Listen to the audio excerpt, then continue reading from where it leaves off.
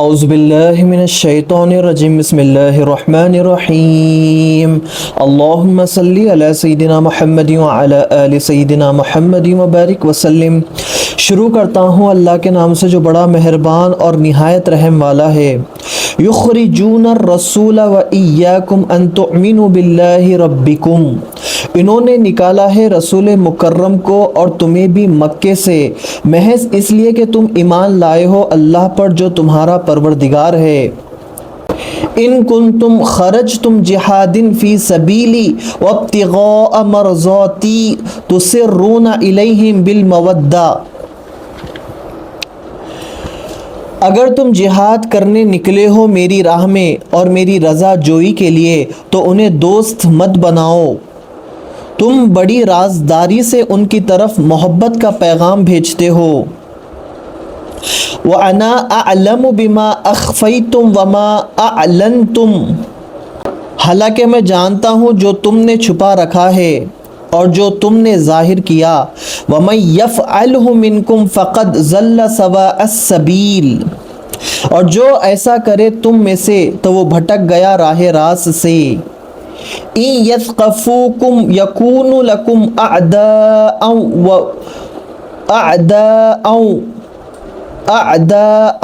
وَيَبْسُطُوا إِلَيْكُمْ أَيْدِيَهُمْ وَأَلْسِنَتَهُمْ بِالسُّوءِ وَوَدُّوا لَوْ تَكْفُرُونَ، اگر وہ تم پر قابو پالے تو وہ تمہارے دشمن ہوں گے اور بڑھائیں گے تمہاری طرف اپنے ہاتھ اور اپنی زبانیں برائی کے ساتھ، وہ تو چاہتے ہیں کہ تم ان کی طرح کافر بن جاؤ۔ لن تنفعکم ارحامکم ولا اولادکم یوم القیامہ یفصل بینکم، نہ نفع پہنچائیں گے تمہیں تمہارے رشتہ دار اور نہ تمہاری اولاد، روز قیامت اللہ تعالیٰ جدائی ڈال دے گا تمہارے درمیان۔ واللہ بما تعملون بصیر، اور اللہ تعالیٰ جو تم کر رہے ہو خوب دیکھنے والا ہے۔ آیت کا خلاصہ یوں بیان کیا جا سکتا ہے کہ اے ایمان والو، جو لوگ میرے دین کے دشمن ہیں، جو لوگ تمہارے بھی بدخواہ ہیں، ان کو اپنا دوست مت بناؤ۔ تم ان سے اپنی محبت کا اظہار کرتے ہو حالانکہ وہ اس دین حق کا انکار کرتے ہیں جو تمہارے پاس اللہ کے رسول لے کر آئے ہیں، اور ان کی عداوت کی اس سے بڑی روشن دلیل تمہیں اور کیا چاہیے کہ انہوں نے اللہ کے محبوب رسول اللہ صلی اللہ علیہ وسلم کو بھی مکے چھوڑنے پر مجبور کر دیا اور تمہیں بھی جلا وطن کر دیا۔ تم نے ان کا کوئی قصور نہیں کیا تھا، تم نے ان پر کوئی زیادتی نہیں کی تھی۔ ان کی نظروں میں تمہارا اللہ پر ایمان لانا ایک ایسا گناہ ہے جو قابل عفو نہیں۔ اگر تم اللہ کی راہ میں جہاد کے لیے میدان میں آئے ہو اور اس کی خوشنودی کے لیے جو یا ہو تو تمہیں اللہ تعالیٰ یہ حکم دیتا ہے کہ تم انہیں اپنا دوست مت بناؤ۔ تم میں سے بعض لوگ خفیہ طور پر کفار کو اپنی دوستی اور خیر خواہی کا یقین دلاتے ہیں، کیا انہیں یہ بات بھول جاتی ہے کہ ان کا معاملہ اللہ تعالیٰ سے ہے، اور اللہ تعالیٰ چھپی ہوئی اور ظاہر ہر چیز کو بخوبی جانتا ہے۔ قیامت تک آنے والے مسلمانوں میں سے اگر کسی نے ایسی غلطی کی تو راہ راست سے بھٹک گیا اور اپنی منزل سے بہک گیا، یعنی اگر وہ تم پر غالب آ جائے، اگر تم پر وہ قابو پالے۔ اس آیت میں حاتب رضی اللہ تعالی عنہ اور ان کی روش اختیار کرنے والوں کو بتایا جا رہا ہے، اگر یہ کفار تم پر غالب آ جائے اور تم پر قابو پالے تو ایسی عداوت اور بربریت کا مظاہرہ کریں گے تمہیں ہوش آ جائے، وہ ہاتھوں سے تمہیں تو نہ تیغ کرنے میں دریغ نہ کریں گے اور زبان سے تم پر گالیوں کی بوچھاڑ کریں گے، تم پر طرح طرح کے بہتان تراشیں گے۔ تم سادہ لوگ ہو، ان کے دلوں میں تو تمہارے لیے عداوت حسد آتش فشاں دہک رہا ہے اور تمہیں خبر تک نہیں۔ وہ صرف تمہارے مال اور تمہاری جان کے دشمن نہیں، ان کا بس چلے تو آنکھ جھپکنے میں تمہارے ایمان کی متاع عزیز کو طاقت و تارج کر ڈالے، تمہارے ایمان کے چراغ گل کر دے اور پھر کب اندھیروں میں تمہیں ताअबद ठोकरें खाने के लिए छोड़ दे। जान, माल, आबरू और ईमान के दुश्मनों के बारे में किसी खुश फहमी में मुब्तला होना पल्ले दर्जे की हिमाकत है।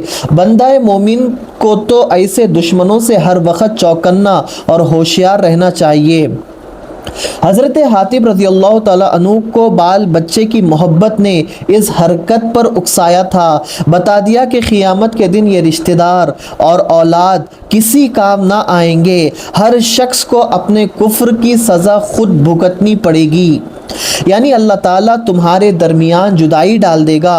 तुम एक दूसरे से भागने में अपनी सलामती समझोगे। उसी चीज़ को दूसरे मुकाम पर यूँ बयान फरमाया, यानी उस दिन इंसान भागेगा अपने भाई से, अपनी माँ से, अपने बाप से, अपनी बीवी से, अपने बच्चों से, अपने करीबी रिश्तेदारों से, अपनी बीवी बच्चों से। ख़ता ताल्लुक़ कोई आसान काम नहीं, लेकिन ईमान का तकाज़ा है कि अल्लाह और उसके रसूल पर ईमान लाए हो तो ईमान को बचाने के लिए माँ बाप से, बहन भाई से, बीवी बच्चों से भी अगर ख़ता ताल्लुक़ कर लेना पड़े तो ज़रा ना घबराओ। सारे रिश्ते तोड़ दो, सारे बंधन काट डालो जो तुम्हारे ईमान में रखना अंदेज़ी करते हैं। उन लोगों के सामने हज़रत सैयदना इब्राहीम अलैहिस्सलाम और उनके वफ़ा शुआरा उम्मतियों और साथियों की मिसाल पेश की कि देखो उन्होंने अपने खुदावंद करीम को राज़ी करने के लिए किस तरह इन ताल्लुक़ात को पसे पुष्ट डाल दिया और किस जोश से बिरमिला ऐलान कर दिया कि हमारा और तुम्हारा अब कोई ताल्लुक़ नहीं रहा, हमारे तुम्हारे माबूदों से भी कोई सरोकर नहीं। बेशक हुकूमत इख्तिदार तुम्हारे पास है, जागीरें और ज़मीनें तुम्हारे कब्ज़े में हैं और दौलत वसौरत के अंबार तुम्हारे यहाँ लगे हैं, लेकिन तुम्हारी हैसियत हमारी नज़रों में खस व खाशाक से भी कम है। हमें तुम्हारी और तुम्हारे जाह व जलाल की ज़रा परवाह नहीं। क़द कानत लकुम उस्वतुन हसनतुन फ़ी इब्राहीम वल्लज़ीना मअहू इज़ क़ालू लिक़ौमिहिम इन्ना बुराअउ मिनकुम व मिम्मा तअबुदून मिन दूनिल्लाहि कफ़रना बिकुम वबदा बैनना व बैनकुमुल अदावतु वल बग़ज़ाउ अबदन हत्ता तुअमिनु बिल्लाहि वहदहु इल्ला क़ाल इब्राहीम लिअबीहि